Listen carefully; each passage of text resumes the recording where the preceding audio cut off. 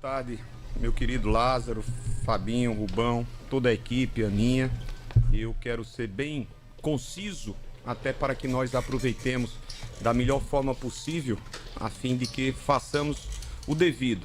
E o devido, no meu caso, é exatamente de prestar contas aos cidadãos e cidadãs paraibanos sobre aquilo que nós realizamos enquanto senador da República e aquilo que nós desejamos continuar a fazer, evidentemente, caso os mesmos paraibanos ou outros tantos confiem em mim, mais uma vez, um registro de voto. Mas eu, como sempre, eu não posso deixar aqui de registrar o carinho, a forma sempre generosa, atenciosa, fidalga do nosso diretor-presidente, nosso senador Roberto Cavalcante, que de saída para cumprir outras agendas dizia a mim: Vené, eu não poderia, na ausência de Bia, deixar de recepcioná-lo. Então, um grande abraço ao senador Roberto Cavalcante, meu amigo pessoal, figura diferenciada, e gostaria muito que o senhor me atendesse. Vá cumprir sua agenda, porque o senhor já me recebeu aqui. Um grande abraço. Mas enfim, irmão, muito feliz,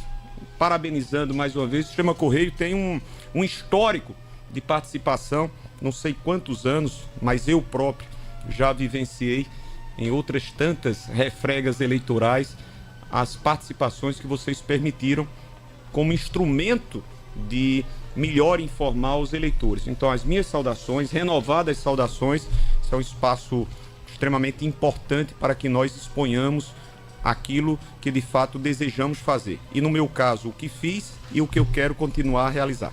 Para quem é senador praticamente há 8 anos, o que fez conta muito. É Sim. Prestação de contas. Por isso eu vou dar a largada aqui, pedindo para o senhor, olhando para a câmera, dizer para o povo paraibano, porque depois de 8 anos, Veneziano Vital do Rego merece ser senador outra vez. O que foi feito para alcançar esse merecimento da população? Para você ainda, é referendo. Ainda que em linhas gerais, já que para você eu uso a palavra de Fábio, a sua reeleição é também um referendo do que foi feito, apesar também de ser calcada no futuro, em novas ideias. Claro. E a gente vai falar sobre isso. Mas em linhas gerais, Veneziano, o que foi feito te calça para ser senador de novo? Eu penso que sim. Agora, esse juízo de valor não pode ser dado por mim próprio, que sou o interessado na condição de candidato. Quem pode, deve e haverá de fazê-lo é o eleitor. Aquele eleitor que em 2018 disse, ao me ouvir, ao me ver, que estava votando, garantindo-me, naquele momento, a condição de senador mais bem votado do Estado. Ele me ouviu dizendo dos compromissos que eu haveria de entregar durante esse período. Hoje, agosto, da mesma forma como lá estive eu participando de todas essas sabatinas, eu estou fazendo essa prestação de contas. E essa prestação de contas traz consigo uma postura que eu tive cumprindo rigorosamente as obrigações. Eu não estou aqui pedindo o aplauso, pedindo o reconhecimento, não. Eu estou apenas pedindo a observação, a análise crítica sobre o que nós realizamos, cumprindo aos nossos deveres constitucionais, regimentais. Eu não deslustrei ao povo da Paraíba, eu me permiti e assim cumpri ter postura, compostura, defender a nossa democracia, as nossas instituições, fazer aquilo que é previsto para um legislador, seja no nível municipal, estadual e congressual, que é o de legislar. A produção legislativa do nosso mandato, Fábio, foi, graças a Deus, bastante profícua.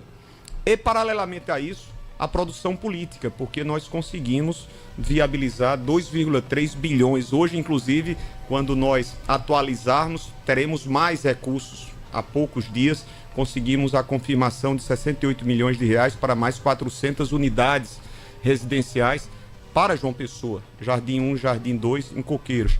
Então, é isso que traz-me como fundamento ao pedido. Eu não estou fazendo na condição de candidato que se comprometerá a realizar. Eu estou dizendo, olha, meus amigos e minhas amigas, vocês que me confiaram esse voto de confiança, estão tendo de mim aquilo que é demonstração de respeito, prestação do que nós fizemos na área de saúde, na área viária, das rodovias, das duplicações, daquilo que, de fato, para o desenvolvimento econômico e social são indispensáveis, dos investimentos em custeio, dos investimentos para o homem e para a mulher do campo, através dos maquinários, dos implementos, dos outros acessos. É isso que eu estou trazendo, meus amigos e minhas amigas. Agora, fundamentalmente, é preciso que o próprio cidadão paraibano possa ter a curiosidade a fazer essa conferência. Veneziano, você está dizendo o que fez. Posso ter uma contraprova? Pode. É só acessar as nossas páginas que você verificará cada um dos municípios, aquilo que recebeu desde a nossa amada Assunção, do meu estimado amigo e irmão Lázaro Farias, a qualquer uma outra cidade, porque nenhuma das 223 cidades que compõem o nosso território deixou de ter a marca, o exercício do nosso mandato. Vené, a sua fala inicial está calçada naquilo que você já prestou conta enquanto senador. Agora vamos dar um passo adiante. Pois não. Vamos pensar numa Paraíba para o futuro, Sim. Num senador, num cenário de reeleito, que será prioridade para você quando se chegar lá no próximo ano, olhando para uma Paraíba que, apesar dos recursos transferidos, a gente ainda tem uma economia que está na 19ª economia do país. Nosso número econômico ainda é ruim. Sim. Então, o que é que a gente pode fazer, o que é que o paraibano pode esperar de você a partir de janeiro para que essa locomotiva realmente ande para o futuro? O que é que um possível mandato de veneziano lá, a partir de janeiro, vai apontar para os próximos anos? Tem muito a fazer, irmão. Se você imaginar, Fábio, que vamos aqui fazer um recorte em um item, em uma área que precisa da nossa atenção. Por exemplo, esgotamento sanitário. É impressionante que o estado da Paraíba, em pleno 2026, tenha 62% do seu território não coberto por esgotamento sanitário. Ou seja, não existe saneamento básico em 62% do nosso estado, em 2026. Se você levar em consideração que Cajazeiras e Patos, duas cidades muito importantes, de porte médio, que tem uma referência, Cajazeiras só tem 15% de cobertura de tratamento de esgoto. Patos, ainda pior, 11%. Então a gente precisa tomar as devidas providências. É evidente que você vai falar, mas veneziano, isso é muito mais relacionado à ação executiva de um governo do estado do que de um parlamento. Mas o parlamento e o congressista pode fazê-lo. Eu próprio tive essa oportunidade, a experiência de poder trabalhar e articular 32 milhões de reais para todo o esgotamento sanitário de Uiraúna. Vai começar agora. Conseguimos 27 milhões de reais para Cabedelo, na comunidade do Renascer. Então, o próprio parlamentar, mesmo não sendo precipuamente a sua atribuição, ele pode fazer uma articulação a fim de que esses recursos, e nós os conseguimos em face daquilo que me foi permitido, um contato direto com o governo federal, uma facilitação que nós tivemos junto aos senhores e senhoras ministros da República, nesse caso específico, no Ministério das Cidades. Temos a fazer os investimentos rodoviários que nós conseguimos, a duplicação da BR-230. Numa situação dessa, senador, quem executa é a Prefeitura? Bem Prefeitura. Rapidinho. Prefeitura. Os dois casos. Tanto em Cabedelo como o Uiraúna. Né? E os dois casos iniciados, eu acho que o Uiraúna já começa agora. Leninha, que é a nossa prefeita, dizia, veneziano, concluímos só apenas os documentos apresentados pela vencedora do certame. Igualmente Cabedelo. Agora nós temos, né? Nós vimos que avançou o projeto de duplicação da BR-230. Qual é o seu propósito? Nosso propósito é o de fazer com que essa duplicação, que sai de Campina para o Sertão, venha do Sertão para Campina. Evidentemente, quando eu digo Campina, todos nós nos servimos. Eu sempre menciono Lázaro, porque quase que todos os finais de semana ele faz esse trajeto e ele passa lá melhor do que eu. O testemunho é Lázaro e quem faz esse deslocamento.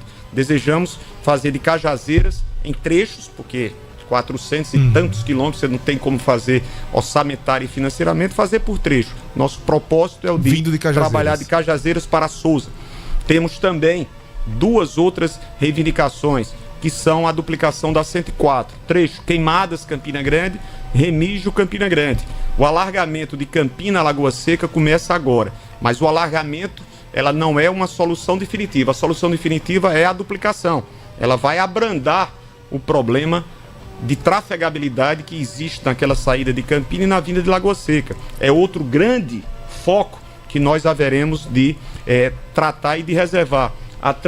A Transnordestina, também um projeto que precisa ser tratado e já está sendo em curso discutido através de um projeto pela Infra, que é a empresa que faz a elaboração desses projetos, e a viabilidade da Transnordestina para que nós aproveitemos essa linha férrea que está quase que praticamente toda ela gasta e que precisa ser recuperada tanto para transporte de passageiros, principalmente, como também economicamente viabilizar o transporte de produtos.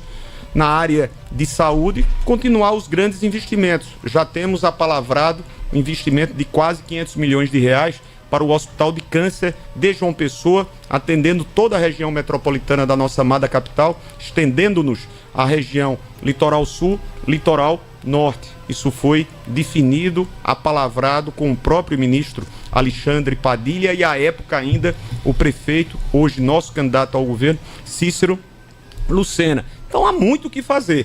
Eu só me permito aqui, Fábio, dizer que podemos realizar isso porque eu estou mostrando que durante esses 7 anos e 8 meses fomos suficientemente capazes de entregar. Campina Grande, que é um colégio eleitoral importante seu, onde o senhor iniciou sua carreira política, de lá que o senhor é filho da cidade também, foi vereador, prefeito. A gente percebe que ali no final do primeiro governo de Bruno, a força do seu mandato alavancou ações importantes, inclusive viabilizando empréstimos para a cidade. E hoje um conjunto de obras que acontecem em Campina Grande, elas passam pela articulação do seu mandato. Eu queria que o senhor fizesse aqui, nomeasse algumas que estão na assinatura ali da articulação do seu mandato e quanto isso representa em Campina Grande, para o eleitor de Campina Grande ter a noção do que é que seu mandato retornou para a cidade. Meu irmão, eu fico muito feliz. Evidentemente não poderia ser outro sentimento senão de alegria, de contentamento, de regozijo pela condição de, sendo filho da nossa, porque de fato é amada Campina de todos nós, ter colaborado como colaboramos. A condição de vereador por 2 vezes, de prefeito por outras 2 vezes, deputado federal e agora como senador. Então vamos lá. A duplicação da 230 vai ajudar muito Campina Grande, porque afinal de contas você passa por um adensamento populacional desde a saída do Aloysio Campos, onde você tem mais de 35, 40 mil pessoas. Isso vai facilitar, vai trazer a segurança devida, porque aquele trecho da Alça Sudoeste foi palco, lastimavelmente, ou foi local de graves acidentes com muitas letalidades. Aí você tem Três Irmãs, você tem o Ronaldo Cunha Lima, o Raimundo Asfora, Catingueira, Bairro das Cidades, são diversos outros condomínios que agora vão se servir da duplicação. Então isso ajudará muito ao nosso município. Eu consegui 267 milhões de reais para esta obra de duplicação Campina até a Farinha.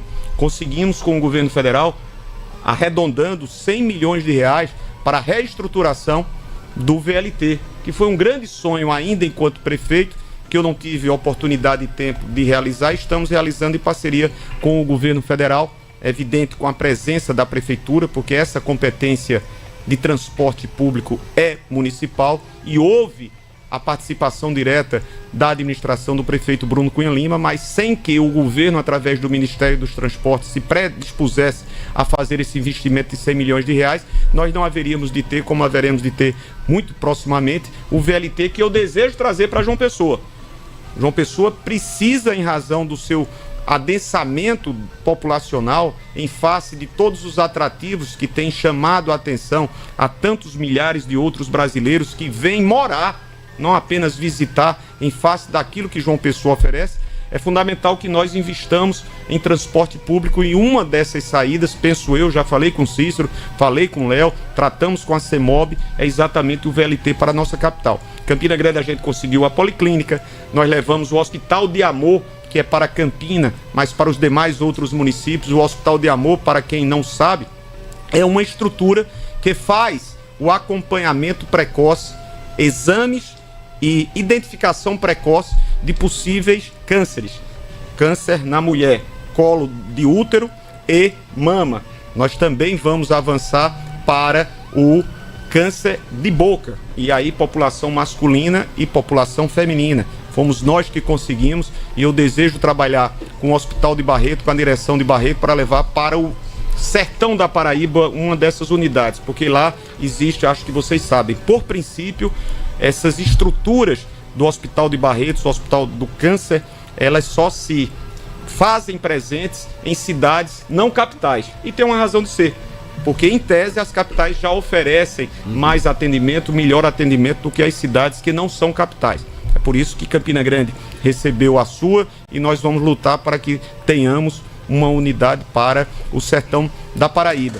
Então nós conseguimos aumentar o teto, nós conseguimos, eu penso, Lázaro, aí, sem exageros, nesse período, né, mais de 350, algo em torno de 400 milhões de reais, ou de forma direta ou de forma indireta, porque aí você teve os investimentos para reforçar a estrutura de maquinário da Secretaria de Agricultura, você teve a participação do nosso mandato nos grandes eventos turísticos locais, principalmente o São João de Campina Grande. Então, quando você soma, colocando a BR-230, policlínica, custeio, né, que foi algo marcante, investimentos na FAP, como recentemente o acelerador linear de 8 milhões de reais e agora o compromisso nosso de 5 milhões para a aquisição que já foi feita, mas para cumprir o financiamento por parte da FAP junto à Caixa Econômica, 5 milhões de reais, a FAP começa a realizar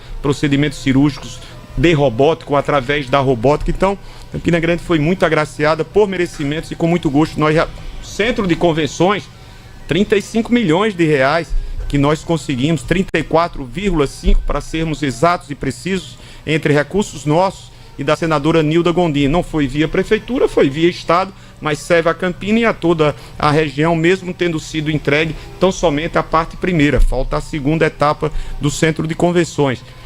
Enfim, foi muita coisa. Oscar. Veneziano, o ponto inicial do programa de hoje foram as mudanças climáticas que castigam demais o homem do campo. O senhor, que é suplente da Comissão de Agricultura e Reforma Agrária, deve entender muito do assunto para ocupar esse posto. E o homem do campo, agricultor, ele que vive isolado, que vive ali fazendo suas plantações, ele é castigado, às vezes até pela falta de informação. Ele não sabe o que é o El Niño. Ele sabe que não vai chover, vai ter uma seca muito forte, mas não tem uma ação concreta federal que socorra ele todos os anos. É sempre emergencial, é um plano safra, é um crédito emergencial, é uma emenda que se manda. O senhor, como senador, o que é que o senhor pensa de um plano concreto para que o homem do campo ele esteja preparado, esteja protegido para um El Niño que vem agora no fim do ano e para outros eventos climáticos que possam lhe castigar? Olha, meu irmão, esses efeitos, eles são inevitáveis. Nós temos que trabalhar exatamente a prevenção quando é possível que a façamos, ou seja, a atitude preventiva. O governo não pode se omitir quando os episódios acontecem. Nós tivemos este ano de 2026, fatos que inclusive se deram em mais de 30 municípios paraibanos, com as chuvas mais torrenciais, Mogeiro, Cruz do Espírito Santo, Santa Rita, Ingá, Bahia, foram mais de 30, 40 que tiveram decretos de calamidade ou de emergência, como também são perspectivas indesejáveis, mas que muito provavelmente poderão acontecer em períodos de escassez. O governo do estado, o governo federal precisam, como os governos municipais, com menos condições, mas que também precisam ter linhas que possam proteger o homem, a mulher, o produtor. Isso é fato. Agora, o que eu mais gostaria de ver, e aí é uma realidade que, por exemplo, o governo do estado da Paraíba peca grosseiramente, é o fato de você, há 9 anos, contar com as águas da transposição, da integração das águas do São Francisco, e você não utilizá-las na medida da potencialidade que elas nos oferecem. Graças a Deus, ela trouxe o quê? A segurança hídrica para o consumo humano, para o consumo animal. Mas a gente não aproveitou aquilo que está passando permanentemente nos nossos queridos e amados municípios do Cariri, agora do Sertão, no eixo Norte, e não houve nenhum programa robusto, efetivo, para que nós pudéssemos estimular a prática da pecuária, da atividade agrícola. Um desperdício sem precedentes. E aí, tanto o governo federal, mas notadamente os governos estaduais, que são parte na condição de serem competentes para fazê-lo, no caso da Paraíba, não fez. Eu sou presidente da Frente dos Recursos Naturais. Trato há cerca de 3 anos dessa matéria. Ou seja, tratando sobre os recursos renováveis, a sustentabilidade dos mesmos. O Brasil tem particularmente, e graças a Deus que tem condições de produzir energia limpa, tanto eólica, solar, biomassa.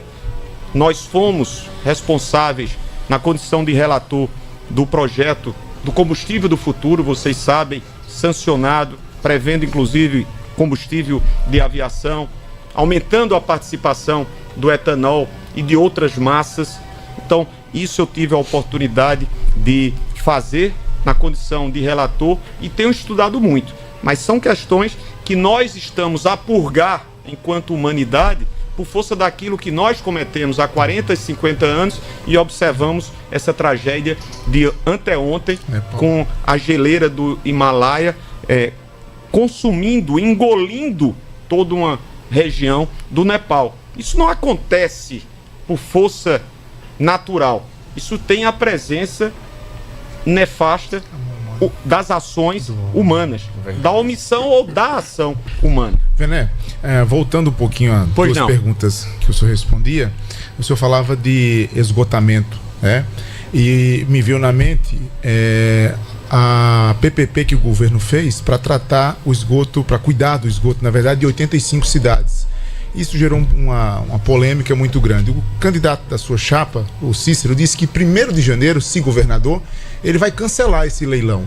Eu queria saber o que é que o senhor pensa desse leilão, desse lote de 85 cidades que a Acciona irá tratar. Se Cícero ganhar, está dizendo que não. Se o senhor apoia esse ponto de Cícero dizendo que vai cancelar, o que é que o senhor pensa dessa PPP? Meu irmão, eu, como qualquer cidadão que teve a oportunidade de... E veja, eu na condição de senador, com mais acessos a informações do que boa parte da população, não soube detalhadamente do que acontecera. Só vim saber depois. Eu não sabia que a vencedora deste leilão era uma empresa espanhola que, na própria Espanha, tem registros de comportamentos ilícitos. Ou seja, inclusive tendo situações que expõem a mesma a não mais participar de procedimentos. No nosso país também já participou e igualmente de certames licitatórios questionáveis. O processo ele não foi discutido como deveria ser. Nós não estamos tratando de qualquer leilão ou de qualquer parceria público-privada. Nós estamos tratando de um leilão de entrega de um dos melhores, se não o maior ativo que nós temos, que é a nossa Cagepa. E da maneira como foi feita, sem discussão prévia, sem quaisquer explicações, sem chamar à mesa aos interessados, no caso, as administrações públicas, como é o caso de João Pessoa, que não foi chamada. Vocês entrevistaram a Cícero, penso sim, mas ouviram também do próprio prefeito Léo Bezerra, colocando-se estupefaciado, porque não foi convidado para tratar sobre algo que diz respeito. E quando você pega, eu estava fazendo uma visita com o Léo em uma das inúmeras caminhadas que nós estamos realizando na nossa capital, e eu estava na Ilha do Bispo, traz anteontem, e lá está a inação, a ausência por parte da Cagepa com o esgoto que está sendo lançado no Sanhauá. Responsabilidade exclusiva da Cagepa, que se ausentou de tê-la e de assumi-la. O que mais nos preocupa, além do fato de ter sido um processo sem democratizar as informações, é o de você estar cravando uma sentença de morte para a empresa. Porque, afinal de contas, quando você entrega o filé, a gente está utilizando coloquialmente, aquelas cidades que são mais lucrativas, para a empresa que vai fazer, entre aspas, investimentos de 3 bilhões em 25 anos. Lá em Alagoas, foram 5 bilhões em um período bem menor. Bem menor. As demais outras cidades, 85, em tese, poderão ser beneficiadas. Com essa empresa também, senador? Não foi essa empresa. Foi outra empresa. Foram 5 bilhões e num prazo bem menor do que os 25 anos. Os demais outros municípios que já não têm investimentos da CAGEPA, nós falávamos sobre 62% de ausência de esgotamento sanitário. Quais são as expectativas ou perspectivas de ter esse investimento, Fábio? Acabou. A CAGEPA vai estar falida, porque não vai estar tendo recursos por parte dessas municipalidades. Foi um desastre completo. E feito da maneira como foi feito e com uma empresa que devidamente e reconhecidamente não é proba, eu concordo com o governador Cícero Lucena de que deve ser revisto e, se possível, legalmente, deve ser cancelado isso, revogado. Eu percebo que as observações que o senhor faz não é nem com relação a ser um leilão, mas é a forma que foi feita. A forma, sim. O processo... Talvez o leilão seja um caminho. Pode ser legalmente. Não estou discutindo o leilão, estou discutindo a não democratização das informações, a não exposição e publicização dos atos e, pior, a não participação dos interessados, que são as prefeituras que estão no rol das que possivelmente serão beneficiadas. Ora, você faz um leilão desta natureza, com essa repercussão, e não chama a capital, e ela está incluída. Capital, vocês têm interesse? É desta forma que nós pretendemos atendê-la. Isso não foi feito. O administrador de João Pessoa, na época Cícero Lucena e agora Léo, não tiveram a oportunidade e o direito de expor a sua posição. E quando esse processo começou, Cícero até era aliado ainda do governo, né? Provavelmente. Exatamente. Porque não nasceu da noite pro dia. Não foi em dias. Entendi.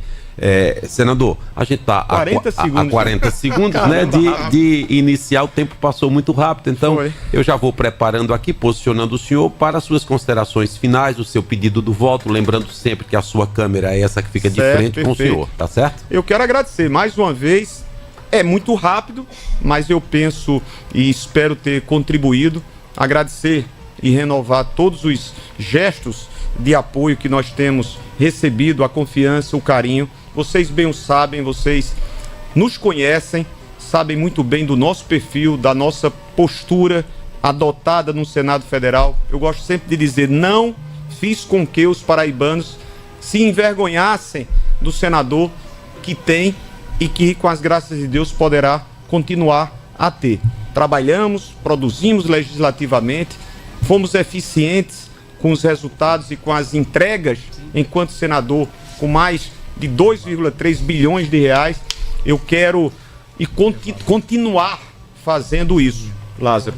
Quero agradecer, portanto, a todos os paraibanos que estiveram conosco em 2018 e que podem continuar a estar, e aqueles que daquela oportunidade não fizeram a nossa opção, observem, façam uma análise crítica. Nós precisamos melhorar a política. Eu estou temente porque o que vejo nesse processo eleitoral é algo que não é bom para a política. Eu não estou aqui para comprar votos. Nunca me apresentei senão tentando conquistar votos de confiança em razão do nosso trabalho, em razão da efetividade daquilo que nós produzimos e em razão daquilo que nós fazemos coerentemente quando tenho a oportunidade de falar e quando tenho a oportunidade de me expressar. Continuarei no Senado, se Deus assim permitir e os paraibanos assim desejarem, a lutar pela nossa democracia, a fazer com que as nossas instituições elas se fortaleçam, a fazer com que a nossa república permaneça rija. Quando foi um momento delicado, quando fomos chamados, nós estivemos no dia 8 de janeiro a dizer: somos democratas e haveremos intransigentemente de defender a nossa democracia. Para isso contamos com grandes parceiros. Peço, como as senhoras bem o sabem, e os senhores, voto ao nosso governador mais preparado, com mais conhecimento, com mais vivência, Cícero Lucena. Peço pelo meu companheiro André Gadelha, nosso segundo senador, são 2 senadores, e, evidentemente, o meu parceiro querido e amado por todos nós, paraibanos, Luiz Inácio Lula da Silva. Vené, 155. Tá aí a nossa sabatina de hoje. Foi com o senador, candidato à reeleição, veneziano Vital do Rego. Nós vamos para o intervalo comercial e daqui a pouco a gente volta para comentar a entrevista. Correio Debate a Paraíba em primeiro lugar.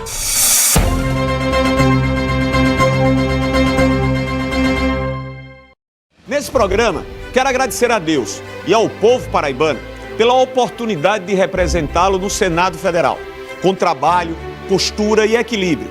Honramos a missão. Fomos vice-presidente do Senado Federal. Destinamos recursos para os 223 municípios, mais de 2,2 bilhões de reais, sempre com a ficha e as mãos limpas. Veneziano honrou os mais de 844 mil votos que recebeu dos paraibanos, com muito trabalho e entregas. O atendimento dos hospitais, UPAs e postos de saúde recebeu recursos de Vené. Quem sonhou e sonha com a casa própria teve em Vené esperança e realização. Grandes obras de infraestrutura, sejam estradas, pontes, centro de convenções ou mobilidade. A educação e a cultura contempladas, o homem do campo amparado, o esporte e o lazer abraçados. Vené 155 Senador. É Vené. Estamos contigo, Vené. Valeu, Vené. Veneziano, vamos. Valeu, Vené. Obrigado, Veneziano. Que Deus continue nos abençoando sempre.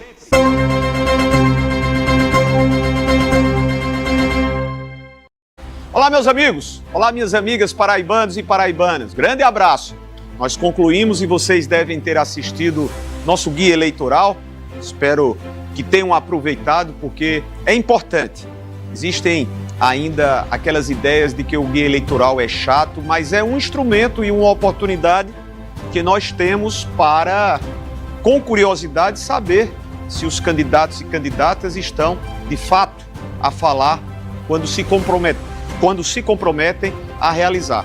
Mas a gente não parou por aqui. A gente agora vai estar em cada uma das nossas redes sociais, conversando, dando aquilo que é fundamental. Liberdade para que o povo da Paraíba possa interagir comigo, conversar, fazer as suas perguntas e, por que não, sugestões para que o nosso próximo mandato, se Deus quiser, que haveremos de conquistar, seja ainda mais como foi e está sendo o primeiro, de resultados efetivos. Vamos lá!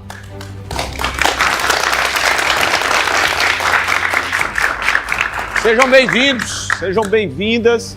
Quero agradecer a presença de vocês. Vocês saibam que é muito importante esse momento e é um momento de espontânea participação. Aqui a gente não combinou absolutamente nada em termos de perguntas, de questionamentos que vocês possam ou não possam fazer. Fiquem à vontade, eu quero colaborar, vendo-os e tendo-os na condição dos outros tantos milhares e milhares de paraibanos que, através dessa participação de vocês, podem se dizer: olha, eu não estou lá com o Vené, mas meu amigo lá de Santa Rita, de Bahia, de João Pessoa, de qualquer um dos municípios que vocês aqui nascidos sejam, fez por mim. Querem perguntar? Vamos lá. Fica à vontade, meu irmão. Pode, fica à vontade. Senador, A casa é sua. nessas últimas chuvas que aconteceu, o Rio Paraíba, ele transbordou, ele deixou muita gente desobrigada. Sim. E o que o senhor teria para ajudar essa população dos ribeirinhos? Você é de Santa Rita. Eu pergunto isso porque foram cerca de 32, 33 cidades que sofreram muito com as duas mais fortes chuvas. Se você quiser retornar para o seu... 32 ou 33 cidades que ficaram extremamente prejudicadas com as fortíssimas chuvas que nós tivemos no primeiro semestre. Rio Paraíba passando, aumentou o seu volume, e aí Mogeiro, Ingá, Cruz do Espírito Santo, Santa Rita por 2 vezes nesse semestre. E eu assumi um compromisso com Santa Rita. Primeiro, nós estávamos tratando sobre as atitudes emergenciais para o socorro emergencial das mães, dos pais de família que ficaram desabrigados, mesmo que temporariamente, mas que perderam móveis, utensílios e muitos destes que sequer tinham alimentação. Mas isso é o primeiro momento, é o momento daquela ansiedade, da agonia de quem vê esse volume d'água tomar e invadir as suas casas. Mas a gente precisa resolver de forma definitiva. Não adianta ficar esperando, porque cada ano que passa poderemos ter enchentes maiores ou menores, mas sempre as teremos. O que eu assumi com a gestão municipal de Santa Rita foi exatamente para o orçamento de 2027 fazer investimentos para a completa urbanização com ações de macro-drenagem do Rio Preto. Não é isso? Que é exatamente um afluente e quando o volume da água chegou, tomou um considerável número de casas. Então esse é o meu compromisso, sem perder de vista investimentos outros nos municípios, que, repito, foram mais de 32 que tiveram decretação de estado de emergência e de calamidade. Sim, minha amiga. Olá, Mas seu nome? né? Leonilde. Sou conterrânea sua, mas eu moro em Santa Rita. Você é de Campina Grande? Sou de Campina Grande. De qual bairro? Zé Pinheiro. No meu Zepa. Isso. Governador, eu tenho uma pergunta para lhe fazer, que é sobre a área da saúde, Sim. sobre as mães atípicas. Sim. Né? Com essa demanda das crianças que, né, com os problemas, mas tem as mães dos autistas, que essas mães precisam de cuidado, elas têm que ter um olhar fixo, não só as crianças, porque uma família toda adoece com a questão dessa mãe atípica. Por quê? Porque ela fica sobrecarregada. Então eu quero saber qual é a sua proposta para esse governo nessa relação com a mãe atípica. Porque geralmente a gente fala mais sobre as crianças autistas, mas esquece das mães, que elas também têm que ter um olhar, elas têm que ter um controle, elas têm que ter uma qualidade de vida, um acompanhamento psicológico também para as mães atípicas, porque mexe com a estrutura, mexe com a família. Então eu quero saber qual é a sua proposta, qual a demanda do seu governo para isso. Na verdade, a nossa participação no Senado, Leonil, obrigado pela sua pergunta, e é um tema que nesses últimos anos, acertadamente, tem ganho preocupações maiores. Por que eu digo acertadamente? Porque durante alguns outros anos, nós não tínhamos um olhar, um focar para aqueles e aquelas que, diagnosticados com qualquer transtorno, espectro autista é um deles, não tinham essa visão do poder público e até mesmo não apenas do poder público, da própria sociedade.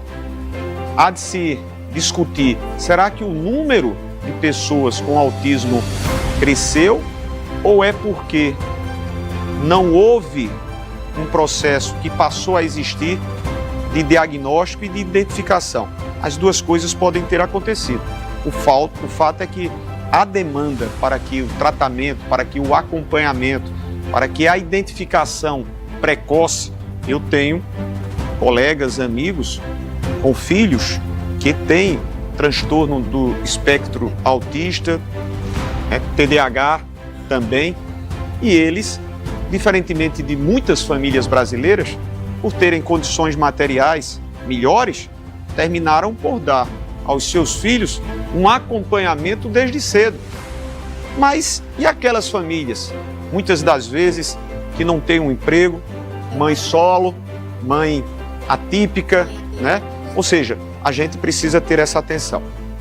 A nossa responsabilidade, como senador da República, eu sou um parlamentar, eu não estou no executivo, é a de tratarmos propostas no legislativo, no caso específico nosso, no Senado Federal, prevendo ou estabelecendo regras de atendimento, fazendo uma interlocução junto ao Ministério da Saúde, junto ao Ministério da Assistência Social, a outros ministérios que interajam, dialoguem com a temática para esse acompanhamento. Você muito bem diz, evidentemente que a criança ou que o adolescente que tem um desses espectros tem uma atenção mais sensível, mais cuidadosa.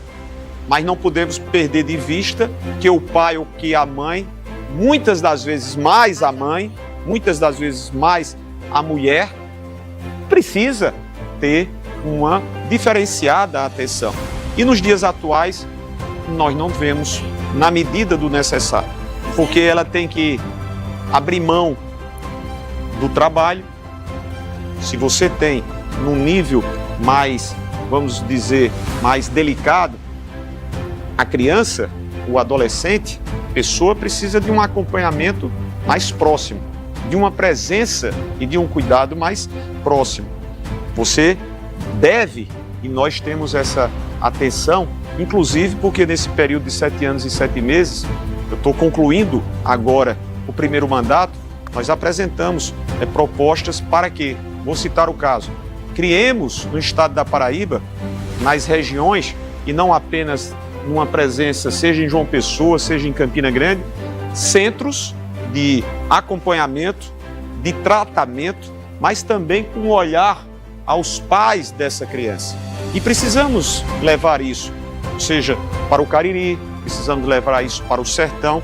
Uma das minhas defesas para 2027, se Deus permitir, evidentemente, tomara que eu possa convencê-los de poder contar com a ajuda, com o apoio, com a multiplicação, é a de destinarmos esses recursos. O Ministério da Saúde tem essa preocupação. Diga-se de passagem, vocês sabem da minha relação direta com o presidente Lula. Nesses últimos 3 anos e 7 meses, os investimentos para a atenção básica, para a atenção especializada, foram muitas vezes maiores do que os anos anteriores, antes do retorno do presidente Lula. Mas eu garanto a você que uma das minhas mais focadas atenções para o nosso próximo mandato é exatamente em relação a estas pessoas e as mães e também pais. Eu sei que o número maior é muito mais relacionado às mães. Obrigado pela sua pergunta. Você deseja fazer uma pergunta? Como é o teu nome? Luana. Eu queria fazer uma pergunta assim, questão sobre a educação. Pois não. A gente sabe que tem a creche, né, para noturno integral, para as mães que realmente precisam, né? Precisa daquele apoio da creche para a mãe poder trabalhar. E só que a creche só é até os 5 anos de idade. A gente sabemos disso. E após, eu vejo assim que falta muita escola integral para as crianças e principalmente para as mães que precisam, né? Que não tem rede de apoio, que não tem familiar por perto.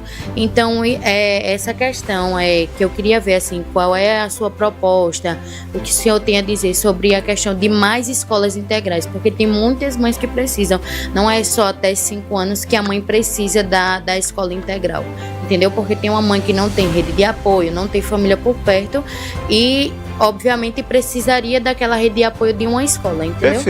Perfeito, Luana. Agora não me chame de senhor, não, me chame de Vené. Fica meio distante, né?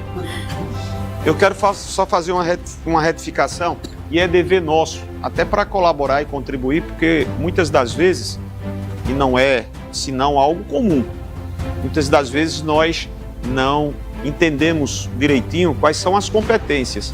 A competência de um parlamentar. E aí nós temos os 3 níveis de parlamento, nós temos Câmara Municipal, nós temos Assembleia Legislativa e nós temos as 2 casas congressuais. A Câmara Federal, deputados e deputadas, e o Senado, senhores e senhoras senadores. A nossa responsabilidade, diferentemente do Poder Judiciário, que é exatamente de fazer cumprir e aplicar as leis, também se difere do Executivo, nos seus 3 níveis, prefeitura, governos estaduais e governo federal. Quando você me pergunta, Vené, qual é a sua proposta?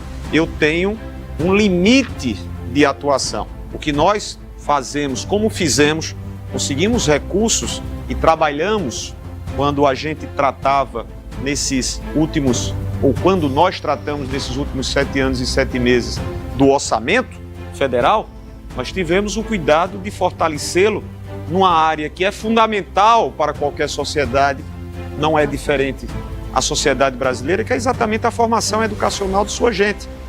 E houve um período longo por que não dizer secular, de desatenção junto aos brasileiros e brasileiras no quesito formação educacional. E isso reflete graves problemas que nós passamos desde a vamos lá, desde os anos 1600, 1700, a gente tem os reflexos vivenciados nos dias atuais. Melhoramos, mas mesmo assim, quando comparados aos números e aos indicadores de outros países que são razoavelmente, ou que estão razoavelmente nos níveis econômicos do Brasil, a gente está lá embaixo. O que eu continuarei a defender? Por exemplo, no governo do presidente Lula, nós voltamos a ter um investimento forte nas aberturas de institutos federais. O estado da Paraíba, nesses últimos 3 anos e 7 meses, estão para ser concluídos 3 novos institutos federais para o acompanhamento e formação daqueles que desejam ter formação superior ou formação técnica, saindo em acesso ao mercado de trabalho. Você menciona de uma preocupação que é muito pertinente, muito do dia a dia. E as senhoras mães que depois dos 6 anos de creche, a criança precisa desse apoio. A maioria das famílias brasileiras, as suas mães, os pais das mesmas, das crianças, não têm recursos para ter vamos dizer assim, uma funcionária, uma companheira de trabalho. Os milhões de brasileiras não têm isso. Então, o investimento que nós devemos ter é continuar ampliando. É bom que nós reservemos, se nós fizermos um recorte dos últimos 15, 20 anos, o número de escolas integrais eram bem pequenas. Eu vou citar o meu próprio caso. Quando eu fui prefeito de Campina Grande, a primeira escola em tempo integral do município foi conosco. Veja bem, entre 2006 e 2007, você não tinha escola em tempo integral municipal, estou a falar. De lá para cá você teve um aumento, como também as escolas em tempo integral estaduais. Então é definitivo e decisivo que papel nosso, fortalecer através do orçamento da União recursos para que o Ministério da Educação continue a ampliar as escolas em tempo integral, garantir novos institutos federais, garantir e consolidar os orçamentos das nossas universidades, os programas que permitiram que os jovens pudessem ter acesso a essas instituições, sejam as universidades, sejam os institutos federais. Esse é o nosso papel. Agora, sempre lembrando, quem faz não é o parlamento. O parlamento pode propor, e nós estamos a fazê-lo, como também um parlamento pode fazer uma destinação no instante em que discute o orçamento geral da União.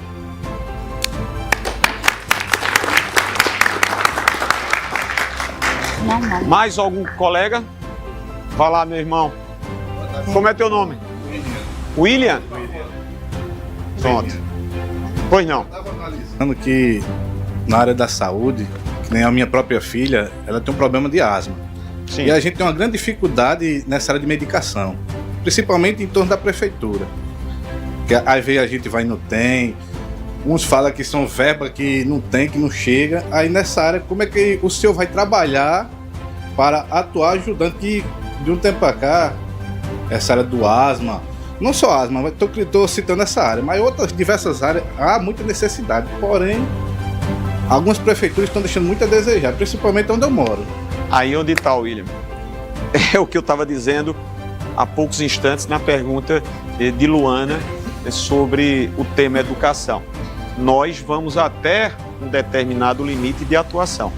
Eu não quero aqui especificar, porque não é o caso, sobre a gestão deste ou daquele município, mas há evidências claras e todos nós, enquanto cidadãos, temos que ter essa curiosidade. Não nos custa buscar e acompanhar. Hoje os instrumentos e os sistemas governamentais nos permitem, a nós, enquanto cidadãos, saber quanto a sua prefeitura, a sua gestão, recebeu de recursos transferidos. Sejam recursos transferidos do próprio governo federal ou sejam recursos transferidos através, no meu caso, de emendas a esta gestão. Aí, esse papel de acompanhar, de fiscalizar e de cobrar é da sociedade. Então, quando você menciona, veneziano, há recursos, eu poderia até dizer, não são os suficientes, necessários para que nós, assim, tivéssemos todo um atendimento da qualidade que nós, enquanto cidadãos e cidadãs, que pagamos e bancamos através dos nossos tributos, dos nossos impostos, gostaríamos de ter. Mas não é pouco não, viu, William? E te falo, por exemplo, tomando a mim, porque você pergunta, veneziano, o que você pôde fazer durante esses 7 anos e 7 meses? Agora, pouco menos de 2 meses, nós entregávamos, só para que você tenha uma ideia, nós entregávamos 86 milhões de reais de recursos para micro-ônibus, vans, ambulâncias e ambulância do SAMU. Nós fizemos questão, durante esse período de quase 8 anos, de fazer indicações de custeios da saúde, porque o orçamento e as indicações das emendas dos parlamentares, sejam estes senadores, sejam estes deputados, tem que, e se exige isso, 50% tem que ser para a saúde. Tem que ser para a saúde. Então não é pouco esse montante. Agora também vai lá na ponta saber como está sendo gerido, saber como está sendo administrado. Alguns entregam. Eu ouço queixas, como você próprio sente na pele, e não é só isoladamente você, mas também tem os bons exemplos de municípios e de gestões que, com os recursos que recebem, as transferências, ou mesmo com recursos próprios, e com recursos próprios é um valor menor, mas que entregam.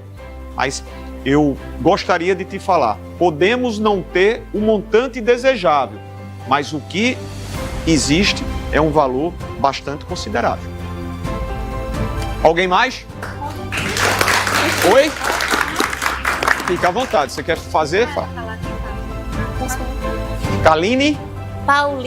Pauline. Boa tarde, senador. Boa tarde. Representando a zona rural, que a maioria do pessoal que está aqui é da zona rural, eu queria saber das suas propostas para nós, porque somos um pessoal esquecido, posso dizer assim.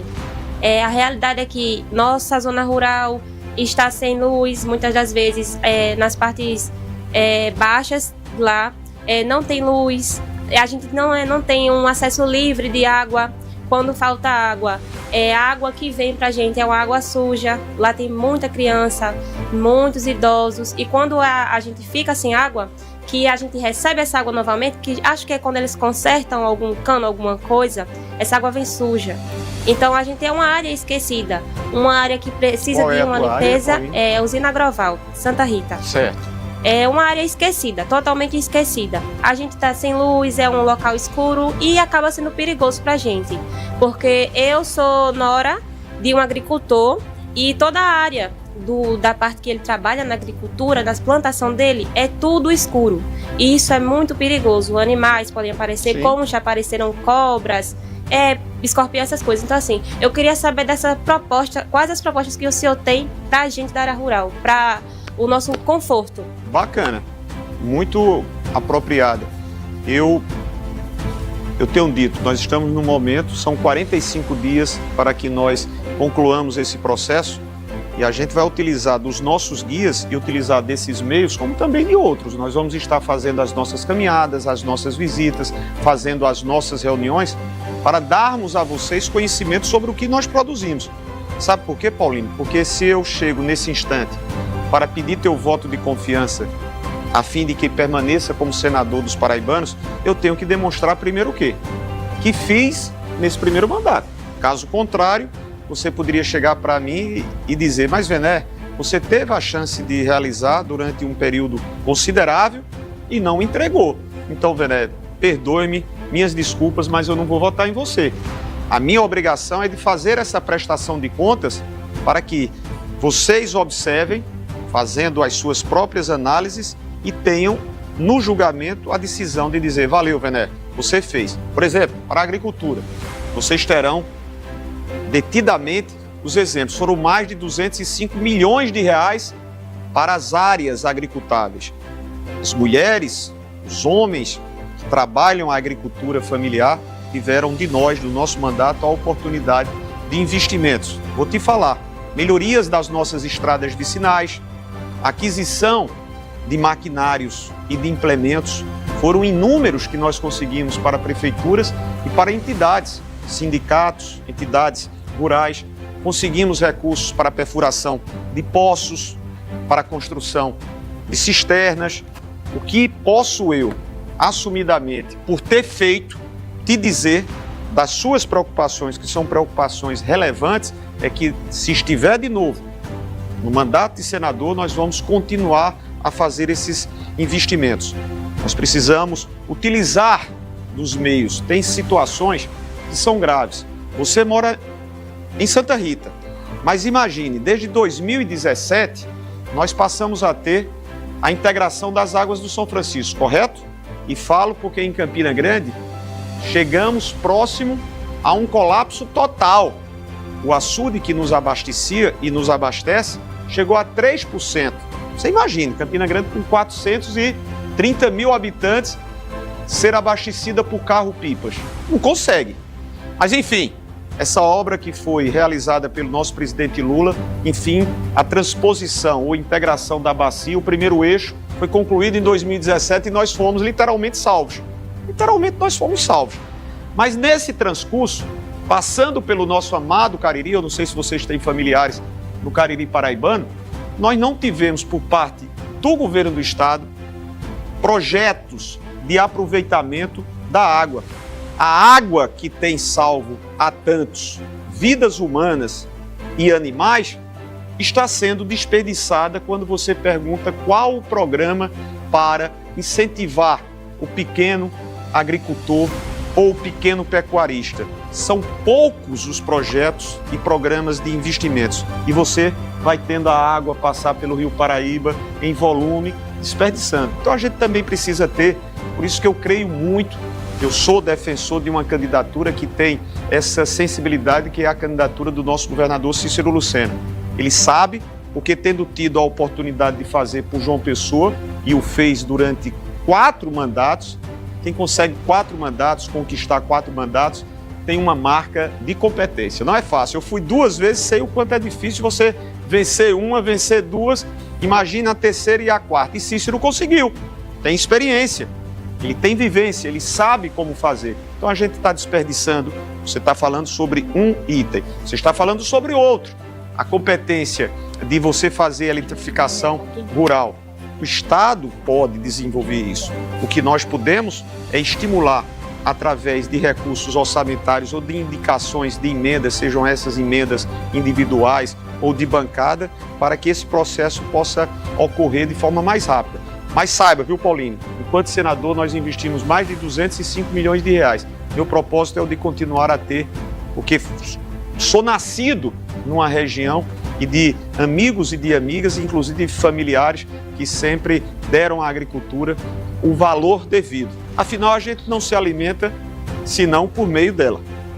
Valeu, meu irmão. Como é teu nome? Eu me chamo Leandro Variedades, moro em Marcos Moura, certo. Santa Rita. Santa Rita. E venho acompanhando o seu trabalho esses últimos anos, né? E vejo que você faz muito pelo povo da Paraíba e você merece permanecer na Assembleia. No Senado, que diga. E você pergunta... E eu quero saber também como é que a gente vai fazer para melhorar a segurança pública.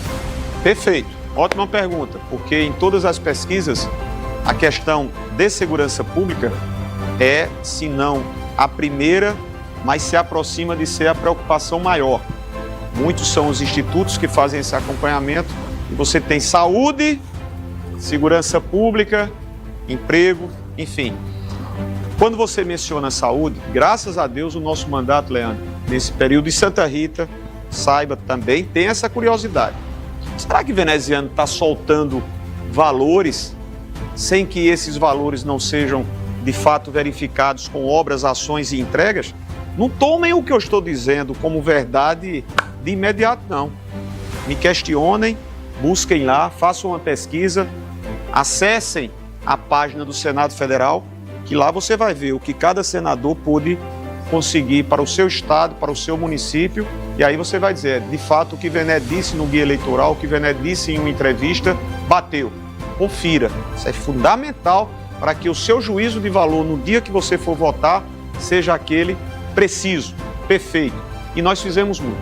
Graças a Deus, e queremos fazer mais na área de saúde aqui para o nosso estado. Desde policlínicas, desde o Hospital de Amor em Campina Grande, que vai atender toda uma região de 60 municípios. O Hospital de Amor é o que atende as senhoras com um diagnóstico precoce para o câncer de mama e o câncer de colo de útero. A gente sabe que quanto mais cedo essa detecção se der, a possibilidade de sobrevida é muito maior. E nós conseguimos esse Hospital de Amor para Campina. Vou citar um caso. Agora mesmo, quando eu digo há 4 meses, nós conseguimos do governo federal, quando tivemos a audiência com o ministro Alexandre Padilha, investimento de mais de 500 milhões de reais para o Hospital de Câncer da região metropolitana de nossa capital. Portanto, Santa Rita será beneficiado, Bahia será beneficiado, Cabedelo será beneficiado e os municípios, tanto da região sul como da região norte. Eu citei, eu não sei qual foi a quem eu respondi, sobre os investimentos que nós conseguimos através de recursos que nós destinamos para micro-ônibus. Veneziano, micro-ônibus? Quem fez? Foi Luana? Não, Luana fez de educação. Enfim, alguém falou sobre, e aí eu citei o caso dos micro-ônibus, das vans. Vocês sabem que lá em Santa Rita, como em grande parte dos municípios, tratamento de hemodiálise, tratamento de câncer, não é feito no próprio município, não é isso? E as pessoas têm que fazer deslocamento. Quando o deslocamento é mais próximo, como é o caso de Santa Rita para João Pessoa, é menos traumático, é menos doloroso. Mas você imagine um paciente tendo que ser transferido 200, 300 quilômetros, como muitos destes lá para Campina Grande, na FAP. Muitos destes vêm do Cariri ou vêm do Sertão. Os ônibus, os micro-ônibus e as vans permitem esse transporte, esse deslocamento de pacientes domiciliados fora do seu próprio município de uma forma muito mais confortável, com mais segurança, inclusive com acompanhantes. Então a gente fez esses investimentos, fizemos investimentos no Napoleão Laureano para aquisição de maquinário da FAP. Eu estou citando 2 instituições que tratam aos pacientes com câncer.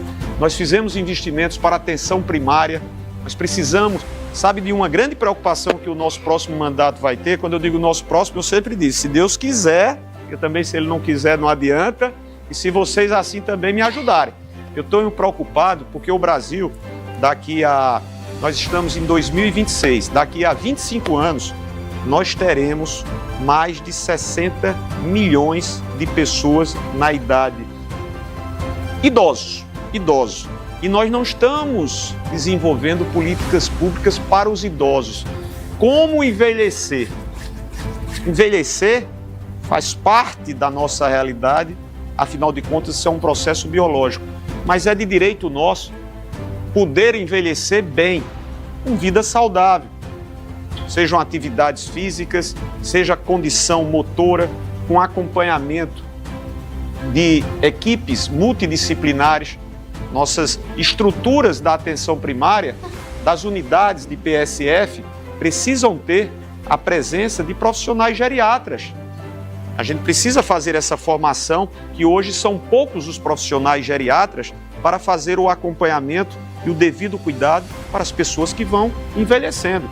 Eu quero envelhecer bem, eu quero envelhecer com saúde, eu quero envelhecer com capacidade produtiva até o dia que Deus não mais assim me permitir. Vai ser uma preocupação nossa, uma atenção para as políticas públicas na área de saúde para as pessoas idosas. Então essa é um foco nosso. Segurança pública, como eu te falava, é algo que nos aflige. É a preocupação e o medo, e aí não há exagero, de pôr o pé fora e estar sendo abordado por um delinquente, um criminoso. Gente, quando fala sobre segurança, o que me preocupa é porque muitas das ideias, e aí não seriam ideias, seriam discursos vazios, e são discursos simples. Não, faz aquilo outro. Primeiro, não se faz mais segurança pública dizendo segurança é só responsabilidade do Estado. Na Constituição Federal está lá, segurança pública de competência dos estados. Mas os municípios também podem fazer, através das suas guardas municipais, através dos investimentos na educação, na formação humana e conceitual de quem desde cedo precisa ter o acompanhamento dos pais, mas também a presença do Estado. Nos dias atuais, mais do que nunca, porque a gente deixou que a coisa terminasse sendo desenvolvida e não atacamos no nascedouro, no instante em que ele poderia ter sido debelado, hoje ganhou contornos aonde regiões, aonde estados que antes eram muito tranquilos se tornaram também, sob a perspectiva da bandidagem, o quê? Locais para que eles venham a fazer e praticarem seus crimes. É preciso fazer investimento em inteligência, pagar bem aos nossos policiais. Vocês sabem qual é. E se não souberem também não tem problema não, porque eu tomei um susto dia deste, eu fui fazer essa pesquisa, que é bom. O governo do estado fala sobre investimentos e qualificação nas nossas polícias, Polícia Civil e Polícia Militar. Nós somos o estado que paga, só não paga menos do que o estado do Maranhão. Imagine você, a média salarial do policial civil, do policial militar é o penúltimo do país. Aí como é que você imagina que quem sai de casa, um policial ou uma policial, na perspectiva de querer voltar e muitas das vezes vai ao combate, ao enfrentamento, como é que a pessoa se estimula recebendo uma média de R$ 6.700? E essa é a realidade. Então é importante também que nós mudemos essa situação. Ou seja, tem que fazer investimento, tem que fazer valorização aos profissionais, tem que fazer uma triangulação onde estejam participando dessa discussão município, estado e governo federal. Nós temos que limitar os acessos das nossas fronteiras, que são de milhares de quilômetros, para não entrada de armamentos de fora, para não entrada de drogas de fora, que financiam os grupos armados, os grupos criminosos. E o pior de tudo, hoje essas organizações criminosas, elas estão em atividades tidas e havidas legais. Vocês devem ter visto o que aconteceu agora recentemente, quando foi desbaratado através de uma ação do Ministério Público Federal, da Polícia de São Paulo, do Governo Federal, verdadeiros ou verdadeiras organizações que hoje têm inúmeros postos de combustíveis, que fazem a lavagem de dinheiro, que investem em ações, em criptomoedas, enfim, essa rede de atividades criminosas hoje se alastrou no Brasil e que precisa ter essa contenção até para que a gente possa, o mais breve possível, diminuir o tempo perdido. Olha, eu quero agradecer a vocês, muito sinceramente, vocês enriqueceram esse debate que nós estamos tendo no nosso guia eleitoral e, evidentemente, as sugestões, perguntas, questionamentos foram valiosos. Muito obrigado e nós vamos estar proximamente. Também é importante que se diga, se você desejar fazer qualquer pergunta, sugestão, me ajude através das nossas redes. É dessa forma que nós queremos fazer, de novo, um grande mandato. Valeu!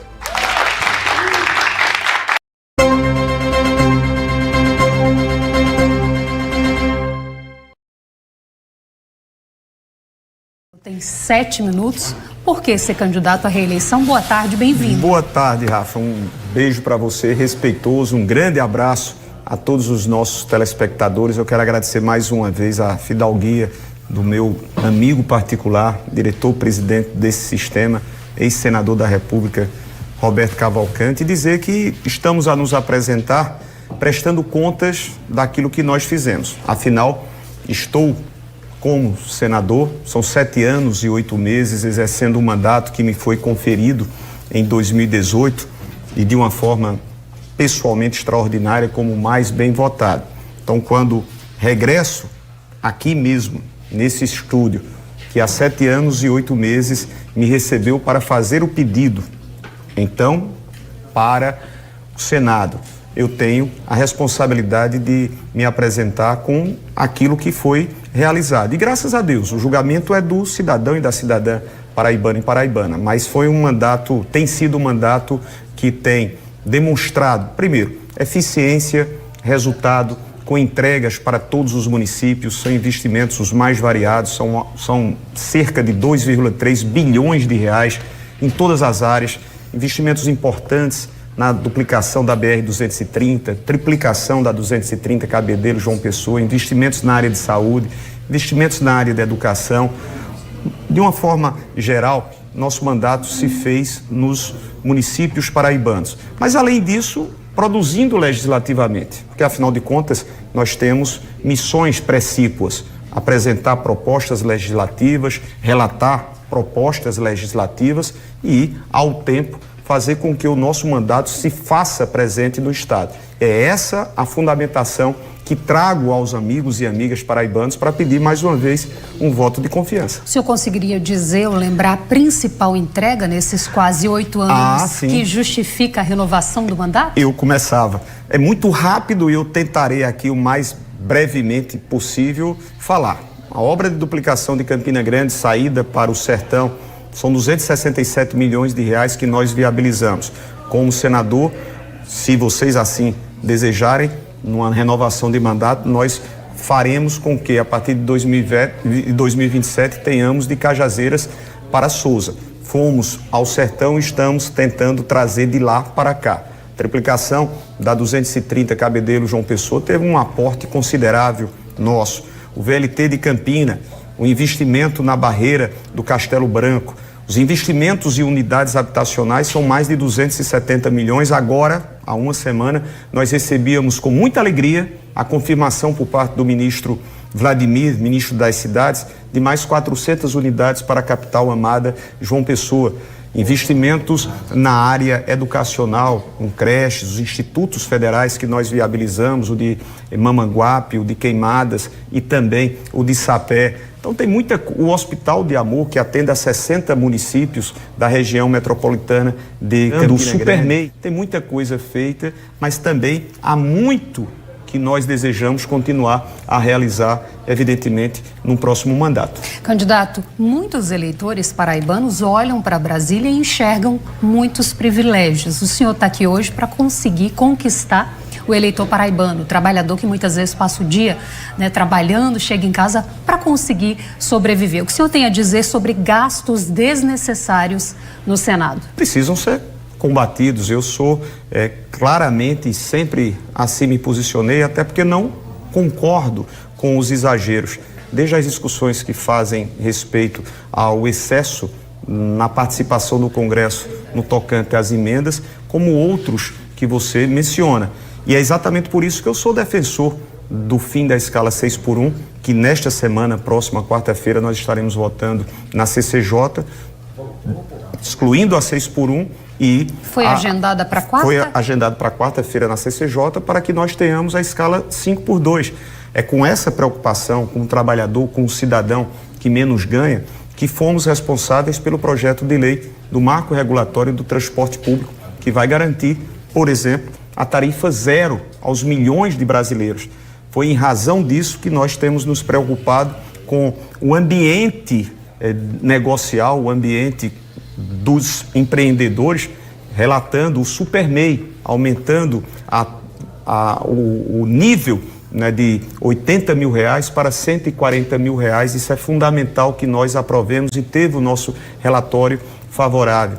É desta forma que nós demonstramos a sinergia com o sentimento que é da população brasileira em torno desta temática. A gente ainda tem pouco menos de 2 minutos. Muito rápido. O senhor chegou a dialogar com empresários sobre o fim da escala 6x1? Sim, não haveria, até porque não é algo de ineditismo.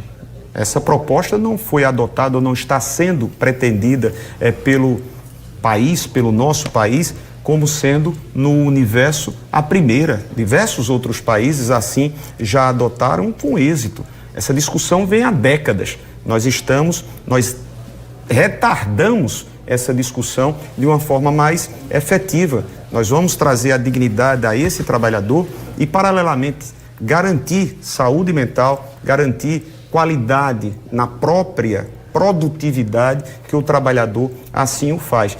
Penso que é uma conquista que vai se amoldar, se equacionar com o passar do tempo, mas é muito justa. Então o senhor acredita que nos próximos dias aí a gente vai ter essa aprovação? Penso que sim. E acho que na quarta-feira nós já concluiremos na CCJ. Estar em Brasília? Vou estar, sairei na terça-feira, nós teremos esforço concentrado.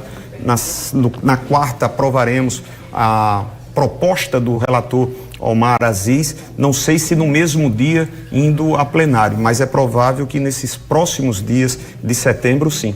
Então tá, a gente tem pouco mais de 30 segundos, a gente deixa a compensa no próximo bloco, a gente vai para uma pausa, na volta continua a entrevista com o veneziano Vital do Rego, ele que é candidato à reeleição pelo MDB e ainda, Ministério Público Federal exalta histórias de mulheres através de exposição, a gente volta em instantes. O senador é veneziano. O dinheiro não me compra, com promessas não me engano. O senador é veneziano. Veneziano, senador. A vida é feita de escolhas. Eu escolho quem tem história. A Paraíba merece o melhor. Tem o V no nome, é o V de vitória.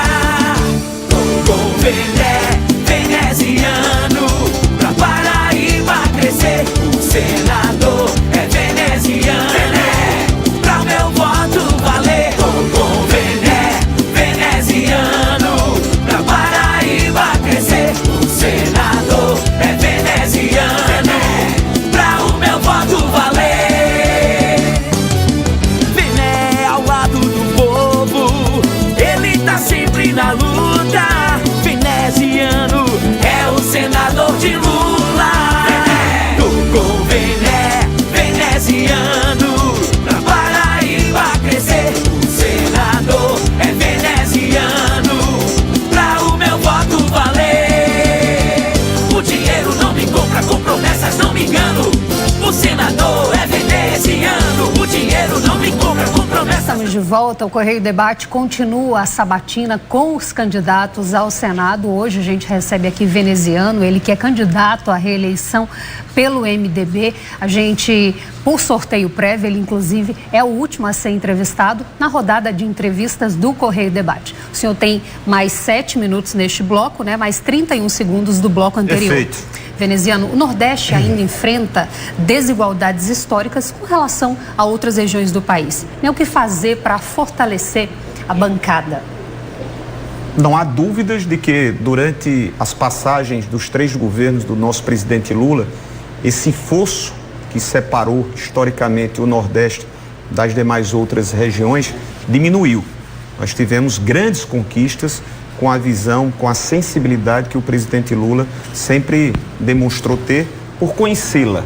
Afinal de contas, a sua gênese, a sua origem nordestina fez e faz com que ele possa ter essa preocupação. Mas ainda continuamos a ter graves problemas. Eu vou citar um caso para fazer um recorte sobre uma preocupação, entre outras, que reina em nosso estado. Imaginar que o estado da Paraíba, em pleno 2026, tem 62% do seu território, Rafa, sem saneamento básico. Isso é inadmissível, é incompreensível, mas não é uma ausência do governo federal tão somente, é também uma incompetência e uma insensibilidade de gestão de governos estaduais. Não há como você imaginar que Cajazeiras, importantíssima cidade do sertão, que Patos tem apenas uma e outra 15% e 11% de tratamento de esgoto. A gente precisa fazer investimentos e eu tenho tratado disso. Falei a você sobre grandes conquistas. Por exemplo, rodovias que estão sendo duplicadas. Por exemplo, o VLT de Campina Grande, que eu quero trazer para João Pessoa, afinal, nós estamos vivendo João Pessoa com todos os seus atrativos. É um dos projetos do senhor? É um dos nossos projetos. Campina Grande tem desenvolvido numa parceria nossa com o governo federal, foram 100 milhões de reais que nós conquistamos. Mas João Pessoa carece, afinal nós tivemos no último censo um acréscimo de mais de 100 mil cidadãos que enxergam em João Pessoa todos os seus atrativos, mas tem uma consequência, que é exatamente a trafegabilidade, que não é a mais desejável. Nós estamos tratando sobre o braço da Transnordestina. Esse projeto está sendo tratado para sabermos da sua viabilidade e nós defendemos essa viabilidade. Afinal de contas, seria mais um instrumento tanto no deslocamento de riquezas da nossa economia, como também para transporte de passageiros. Há como se fazer. E nós temos, na condição de senadores e de congressistas, sem desconhecer as responsabilidades precípuas do Executivo estadual e do Executivo federal, mas enquanto senadores a gente pode colaborar. E nós demos essa demonstração com os grandes feitos da nossa passagem nesses 7 anos e 8 meses. Candidato, recentemente o senhor desafiou a oposição a provar acusações contra o senhor, informando que o senhor estaria pressionando os prefeitos paraibanos usando o seu irmão, que é presidente do Tribunal de Contas da União. O mandato do senhor é 100% isento de pressões políticas? Mãos limpas. Mãos limpas. Eu só estou aqui sentado ao seu lado, mas principalmente diante do povo da Paraíba, porque eu não receio que qualquer companheiro, qualquer cidadão, qualquer conterrâneo possa apontar o dedo para mim a dizer de condutas que não são as condutas que necessariamente o homem público deva observar. Sou candidato de mãos limpas mesmo. Existem candidaturas que não podem se assumir dessa forma. Foi por essa razão que eu falei sobre um assunto que para mim, ou sobre colocações que para mim são irrelevantes, feitas principalmente por quem as fez, é só mostrar. E até disse mais, se mostrar um companheiro ou companheira que tenha tido qualquer tipo de constrangimento ou sofrido qualquer tipo de constrangimento, que eu deixaria a campanha imediatamente. Evidentemente, isso não apareceu nem vai aparecer porque nunca existiu. O presidente Lula apoia a candidatura do senhor, Sim, mas não a chapa completa. Como é que o senhor enxerga isso? Eu, com muita alegria, é evidente, eu não posso desconhecer a importância, a honra de poder receber um apoio como é a do nosso presidente Lula. Não é o apoio político em si, como também eu reitero. Uma relação de confiança. O presidente Lula sabe como sou eu, sabe da minha postura de coerência, sabe a forma como pude no Senado Federal e também na Câmara dos Deputados me comportar de maneira coerente, de maneira a defender pautas que, ao nosso sentir, mudaram mais uma vez o Brasil. Foi o presidente Lula que tirou mais uma vez milhões de brasileiros da fome.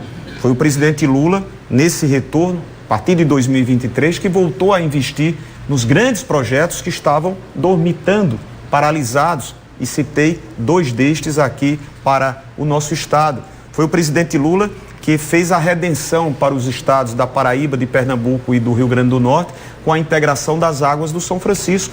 Foi o presidente Lula que voltou a fazer investimentos na formação superior com as nossas universidades, voltando a ampliar através de nossos institutos federais, e mencionei a 3 com os quais, ou para os quais trabalhamos nós, o de Mamanguape, o de Sapé e o de Queimadas. Então, quando o presidente Lula grava, quando o presidente Lula carinhosamente diz é importante que Vené permaneça no Senado, é evidente que isso é muito honroso. É responsabilidade minha de poder continuar tendo esse carinho e essa confiança. O PT, em nível estadual, fez uma opção por uma outra coligação, respeitando. Eu já expus as minhas opiniões a esse respeito. É fato consumado, agora é campanha. Candidato, para a gente finalizar, então, Sim. tem pouco mais de 1 minuto e meio. São pelo menos 30 anos de vida pública. Por que o paraibano que está nos acompanhando deve renovar a confiança e dar um voto ao senhor? Rafa, eu me permito fazer uma pequena correção no uso do verbo. Não é que o paraibano deva, o paraibano pode. O paraibano, quando se dedicar, se ativer, e é importantíssimo que se atenha com a curiosidade de acompanhar. Não é o fato de Vené, de veneziano, estar dizendo o que está a dizer, que necessariamente as pessoas vão dizer eu acredito. Não, faça uma busca, faça uma pesquisa, observe se aquilo que nós trouxemos e estamos a dizer confere com a realidade, se os investimentos que foram espalhados pelo nosso estado, trazidos por nós, têm a conferência devida.